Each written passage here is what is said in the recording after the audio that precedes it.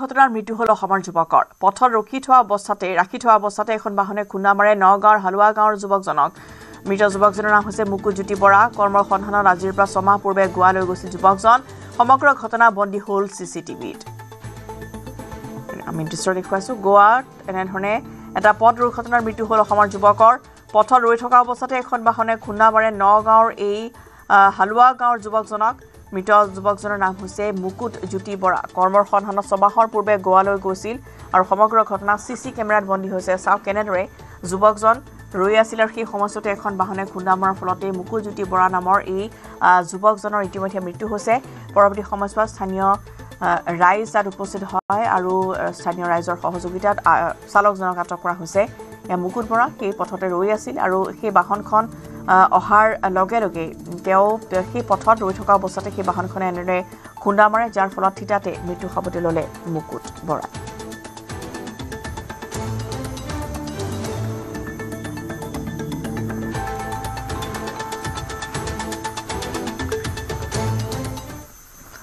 ডিমৰীয়া তেতেলিয়াত ভয়ংকৰ পথ দুৰ্ঘটনা থিতাতে মৃত্যু হল দুজনৰ গুৰুতৰভাৱে আহত হল 5জন দুৰ্ঘটনাত মৃত্যু হৈছে জুৰিয়াৰ ইমান আলী আৰু হাফিজউদ্দিন চিকিৎসাজনিত কাৰণতে আটায়ে এখন বাহনেৰে জুৰিয়াৰ পৰা গৈ আছিল শিলঙলৈ সংকটজনক অৱস্থাত চিকিৎসাধীন ইমান আলী পুত্ৰ ইক্ৰামুল হুছেইন বৰ্তমানেও কিন্তু উদ্ধাৰ হোৱা নাই বাকী 4জনৰ পৰিচয় নিয়ন্ত্ৰণ হেৰুৱাই ডিভাইডাৰ খুন্দা মৰাৰ ফলতে সংঘটিত হৈছে এই ভয়ংকৰ দুৰ্ঘটনাটি ঘন কুঁৱলীৰ বাবে দুৰ্ঘটনা সংঘটিত হোৱাৰ সন্দেহ কৰিছে স্থানীয় ৰাইজে আমাক আমি খবৰ পালোঁ 4:30 বজাত আমি লগলৈ গ'লোঁ গৈ পেলাই দেখিলোঁগৈ তাতে গাড়ীখন ৰাস্তাৰ মাজত পৰি আছে এইখন গাড়ী তাৰপৰা আমি 3জন মানুহ পালোঁ 2জন গাড়ীৰ ভিতৰতে আছিলে আৰু 3জনে আছিলে এজনক সহজে উলিয়াব পাৰিলোঁ বাকী 2জন উলিয়াওঁতে অলপ সময় লাগিছিলে জি এম চিলৈ লৈ গ'ল এজন আমি সোণাপুৰ গ'লোঁ সোণাপুৰ ডক্টৰে চিকিৎসা দিলোঁ আমি আকৌ এলেম লৈ গুচি সোণালে এতিয়া ঘৰ মানুহ আহি আছে দুজন ঢুকাইছে ঘৰ মানুহ আহি আছে তেনেকুৱা সৈতে আইচিফাই কৰি পেলাই মানুহ কেইজন আছিল মানুহ এনেই শুনা মতেতো মানুহ আমি 3জন লগ পাইছোঁ বাকী 8জন আছে বুলি গম পাওঁ কিন্তু কনফাৰ্ম নহয় উলুবাৰী উৰণ সেতুত পথ দুৰ্ঘটনা ঢালাই মেচিন বাহনে মহতিয়াই নিলে উৰণ সেতুৰ ৰেলিং তীব্ৰ বেগত আছিল AS01 EFP 0241 নম্বৰ বাহনখন নিয়ন্ত্ৰণ হেৰুৱাই তীব্ৰ বেগত খুন্দা মাৰে উৰণ সেতুখনৰ এটা অংশত ফলত উৰণ সেতুখনৰ এটা অংশ সম্পূৰ্ণৰূপে ভাঙি যায় আনফালে দুৰ্ঘটনাৰ ফলত তীব্ৰ যান-জঁটৰ সৃষ্টি হয় পথজুৰি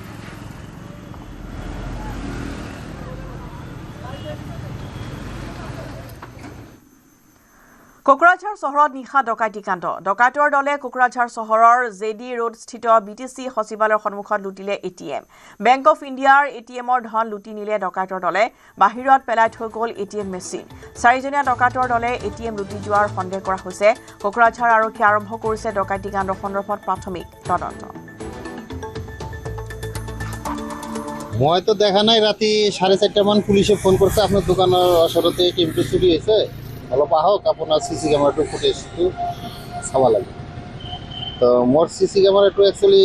বাইরে তোয়া নাই পাশের দোকানে টোটোর দোকানে যেটা আছে এটো মেমোরিটি নিয়ে গেছে তারপিছত তাহার পিছতে মই দেখলো যে এনেকে ATM মেশিনটো বাইরে তোলাইছে পুলিশের মানুষে আছে 10 মিনিট কম 3টা বা 3:15 এইটু টাইমের মধ্যে ঘটনাটো হয়েছে CC ক্যামেরাটো মোর CC ক্যামেরাটো খালি ভুড়িটো দেখা গেছে 4-5 জন মানুষ ভুড়িটো দেখা গেছে 3-4 জন 5 জন এনেকা মানুষ আইছে যাতে নেক্সটতে এনেকা না হয় আর আশেপাশের দোকানগুলো অল্প পেট্রোলিং ডিউটি দিবা লাগে আজি ATMত হইছে কালি মোর দোকান হবো পশু বেলেগের দোকানত হবো এনেকা তো হয়েই আছে না তো পেট্রোল ডিউটি যেটু রাতে করিয়া থাকে এটু ভালকে করিবা লাগে মোর এটুই আবেদন আর এখন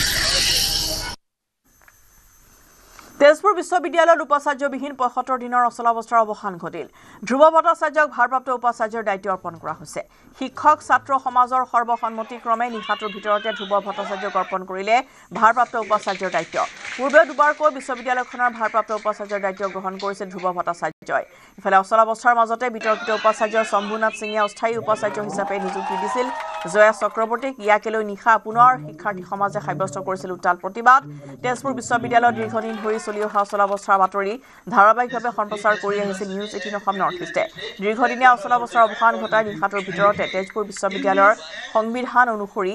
সৰ্বসন্মতিক্ৰমে ভাৰপ্ৰাপ্ত উপাচাৰ্যৰ দায়িত্ব অৰ্পণ কৰা হয় ধ্ৰুৱ ভট্টাচাৰ্যক মোৰ বাবে চ্যালেঞ্জিং টাস্ক হ'ব ইতিমধ্যে মই আগতেও এক্টিং ভাইচ চেঞ্চেলৰ আছিলোঁ প্ৰ ভাইচ চেঞ্চেলৰ আছিলোঁ সেই হিচাপে মই এই বিশ্ববিদ্যালয়ত 1995 পৰা প্ৰায় 30 বছৰ ধৰি কাম কৰি আছো গতিকে মই ইয়াৰ বিষয়ে জানো গতিকে মই ভাবো যে মই উচিত পথত মই আগুৱাই লৈ যাবলৈ সমৰ্থ হ'ম তো আমি বহুত আশাবাদী আছিলোঁ যে আমাৰ চেণ্টাৰ ফালৰ পৰা বা MOE ফালৰ পৰা আমাক এটা পজিটিভ ৰেছপন্স দিয়া যাব ষ্টুডেণ্টৰ হকে কিন্তু আমি আজি দেখা পালোঁ যে আজি যোনটো এখন বৰ্ড অফ মেনেজমেণ্টৰ যোনখন মিটিং কল কৰিলে পিছে ইলিগেল মিটিং কল কৰিলে আৰু তাৰ বাদত কি কৰিলে এজন আমাক বেছি দিয়া গ'ল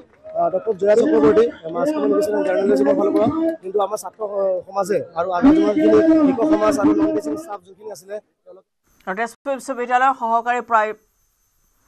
প্ৰাধ্যাপক পংকজ বৰাই বিশ্ববিদ্যালয়খনৰ প্ৰতিবাদ তথা শেহতীয়া পৰিস্থিতি সন্দৰ্ভত ফোনযোগে নিউজ 18ক জনাইছিল এনেদৰে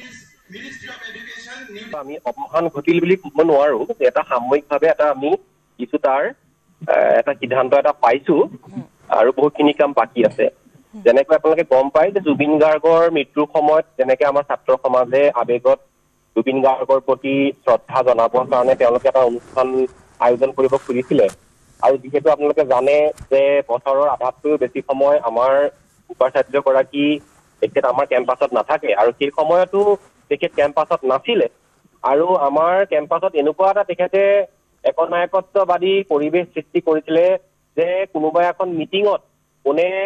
ৰঙা চাহ খাব নে গাখীৰ চাহ খাব সেই পৰ্যন্ত সিদ্ধান্ত ল'বলৈও আমাৰ উপাচাৰ্যজনৰ আচলতে তেখেতৰ অনুমতি লোৱা দৰকাৰ হয় গতিকে স্বাভাৱিকতেই যেতিয়া ছাত্ৰ ছাত্ৰীসকলে প্ৰাণৰ শিল্পী জুবিন গাৰ্গক শ্ৰদ্ধা নিবেদন কৰিবৰ কাৰণে এটা অনুষ্ঠান আয়োজন কৰিবৰ কাৰণে তেখেতসকলে যা যোগাৰ কৰিলে আৰু সেই অনুষ্ঠানটোৰ প্ৰতি তেওঁলোকে যিটো পাৰ্মিশ্যন পাব লাগে সেই পাৰ্মিশ্যন দিয়াত তেখেত যিহেতু ভাইচ চেঞ্চেলৰজন সেই সময়ত নাছিলে আৰু আমাৰ কেম্পাছত থকা কৰ্তৃপক্ষই সেই সময়ত কিছু সেই সময়ত তেওঁলোকে এই প্ৰক্ৰিয়াটো অকণমান লেহেমীয়া হৈ পৰে সেইকাৰণে আচলতে স্বাভাৱিকতেই সেই সময়ত ছাত্ৰ ছাত্ৰীসকল ক্ষোভত ফাটি পৰে আৰু তেতিয়াৰ পৰাই এই গোটেই আমাৰ যিটো বিদ্ৰোহ বুলিয়ে ক'ব লাগিব বা প্ৰতিবাদ বুলি ক'ব লাগিব এইটো সূচনা হয় আৰু লাহে লাহে ইয়াৰ আচলতে যিটো পৰিসৰ সেই পৰিসৰটো যথেষ্ট বৃদ্ধি পালে যেতিয়া তেখেতৰ ইমান দিনৰ যি কুকীৰ্তি তেখেতৰ কেলেংকাৰী তেখেতৰ একনায়কত্ববাদী পৰিচালনা এই সকলোবোৰ কথা লাহে লাহে আচলতে ইমান দিনে কি হৈছিলে যে সকলোৱে যদিও কিছুমান কথা গম পাইছিলে বা দেখিছিলে শুনিছিলে কিন্তু বিভিন্ন ধৰণৰ ভয়তেই হওক আৰু তেওঁ সন্ত্ৰাসিত কৰি ৰাখিছিলে যে মানুহক তেখেতে কথা ক'বলৈ নিদিয়ে তেখেতে ভয় ভাবুকিৰে কোনোবাই কিবা এটা ক'ব খুজিলে তেখেতক বৰখাস্ত কৰি দিম এনেকুৱা ধৰণৰ ইতিমধ্যে তেখেতে 2-3জন আমাৰ নন টিচিং ষ্টাফৰ মানুহক তেখেতে ইতিমধ্যে বৰখাস্ত কৰিছিলে সৰু কামত সৰু কথা গতিকে তেনেকুৱা ধৰণৰ ত্ৰাসৰ পৰিৱেশ তেখেতে সৃষ্টি কৰি ৰাখিছিলে আৰু যেতিয়া ছাত্ৰ ছাত্ৰীসকলে ওলাই আহিল ছাত্ৰ ছাত্ৰীসকলে প্ৰতিবাদ কৰিলে সেই সময়ত আমাৰ শিক্ষক সমাজ আৰু আমাৰ যিসকল নন টিচিং কৰ্মচাৰীসকল তেখেতসকলেও সাহস পাই ওলাই আহিল সকলোৱে পাৰে ইমান দিনে তেওঁলোকৰ গোট খাই থকা যিখিনি ক্ষোভ তেখেতসকলৰ যিখিনি খং দুখ সকলোবিলাক একেলগে ওলাই আহিল এজনৰ পিছত এজনকৈ এই যিজন খলনায়ক দুৰ্নীতিৰ খলনায়ক তেখেতৰ কুকীৰ্তিবিলাক সকলোৱে উদঙাই দিবলৈ ধৰিলে আৰু লাহে লাহে তেখেতৰ যিবিলাক কুকীৰ্তিৰ দস্তাবেজ সেইবিলাক তাৰ যিবিলাক প্ৰমাণ সেইবিলাক লাহে লাহে গোট খালে আৰু আমি বিভিন্ন ক্ষেত্ৰত আমাৰ শিক্ষক সমাজ ছাত্ৰ সমাজ আৰু কৰ্মচাৰীবৃন্দ লাহে লাহে আমাৰ তেজপুৰৰ যিসকল নাগৰিক মঞ্চ সকলোৱে আগবাঢ়ি আহিল সাংবাদিকসকল আগবাঢ়ি আহিল সকলোৱে লাগি এই দুৰ্নীতিৰ খলনায়কজনৰ বিৰুদ্ধে এই প্ৰতিবাদৰ সূচনা কৰে আৰু যোৱা ৭৫টা দিন ধৰি বিভিন্ন ঘাট প্ৰতিঘাটৰ মাজেদি সকলোৱে একত্ৰিতভাৱে যি এক সংগ্ৰাম প্ৰতিবাদ কৰি দেখালে এই প্ৰতিবাদ মই অসম বুলিয়ে নহয় মই ভাবো সমগ্ৰ ভাৰতবৰ্ষ বা বিশ্বৰ প্ৰেক্ষাপটতে হয়তো এটা সম্পূৰ্ণ এটা অগতানুগতিক এক প্ৰতিবাদ যি প্ৰতিবাদত আজিলৈকে এটা গছৰ পাতো ক্ষতিগ্ৰস্ত নহল এনেকুৱা শান্তিপূৰ্ণভাৱে অত্যন্ত সৃষ্টিশীলভাৱে আমাৰ তেজপুৰ বিশ্ববিদ্যালয়ৰ ছাত্ৰ ছাত্ৰীসকলে সংযম ৰক্ষা কৰি শিক্ষকসকল সহিতে আৰু তেজপুৰৰ জনগণৰ লগত একেলগে লগ লাগি আজি অত্যন্ত অতিষ্ঠ হৈ গ'ল আৰু শেষত এই দুৰ্নীতিৰ কেলেংকাৰী নায়কজনে শেষ পৰ্যন্ত তেখেতৰ ক্ষমতাৰ অপব্যৱহাৰ কৰিবলৈ তেখেতে কোনো ধৰণে কুণ্ঠাবোধ নকৰিলে আৰু আমাক শেহতীয়াভাৱে যিহেতু আমাৰ ফালৰ পৰা আমাৰ যিসকল শিক্ষক কৰ্মচাৰী ছাত্ৰ ছাত্ৰী কৰ্মচাৰীসকলৰ ফালৰ পৰা ভাৰত চৰকাৰৰ শিক্ষা মন্ত্ৰণালয়ৰ লগত যোগাযোগ কৰা হৈছিল অসমৰ মাননীয় মুখ্যমন্ত্ৰী মহোদয় তথা ৰাজ্যপাল মহোদয়ৰ লগত যোগাযোগ কৰা হৈছিল ইতিমধ্যে ৰাজ্যপাল মহোদয়ে এখন উচ্চ পৰ্যায়ৰ ফেক্ট ফাইণ্ডিং কমিটি বনাইছিল ভাৰত চৰকাৰৰ শিক্ষা মন্ত্ৰণালয়ৰ পৰাও এটা উচ্চ পৰ্যায়ৰ তেওঁলোকে ফেক্ট ফাইণ্ডিং কমিটি আহিছিল আমি বাৰম্বাৰ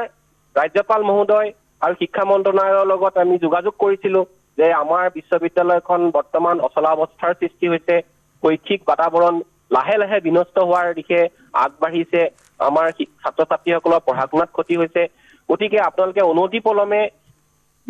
এই যিজন আমাৰ দুৰ্নীতিৰ নায়ক শম্ভুনাথ সিং তেখেতক বাধ্যতামূলক ছুটিত যাবলৈ দি আমাৰ তেজপুৰ বিশ্ববিদ্যালয়ৰ আইন 1993 চনৰ তেজপুৰ বিশ্ববিদ্যালয়ৰ যিখন আইন সেই আইনত লিখা আছে যে যদি এজন উপাচাৰ্যই তেখেতে যদি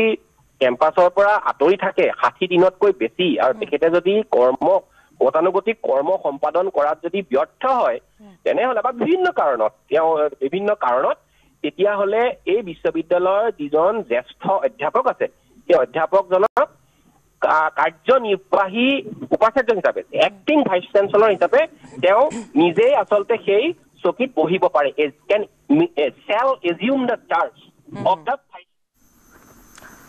আৰু ধ্ৰুৱ ভট্টাচাৰ্যৰ পূৰ্বে বিতৰ্কিত উপাচাৰ্য শম্ভুনাথ সিঙে জয়া চক্ৰৱৰ্তীক নিযুক্তি দিছিল অস্থায়ী উপাচাৰ্য ৰূপে জয়া চক্ৰৱৰ্তী নিযুক্তি দিয়াক লৈও সৃষ্টি হৈছিল এক উত্তপ্ত পৰিস্থিতিৰ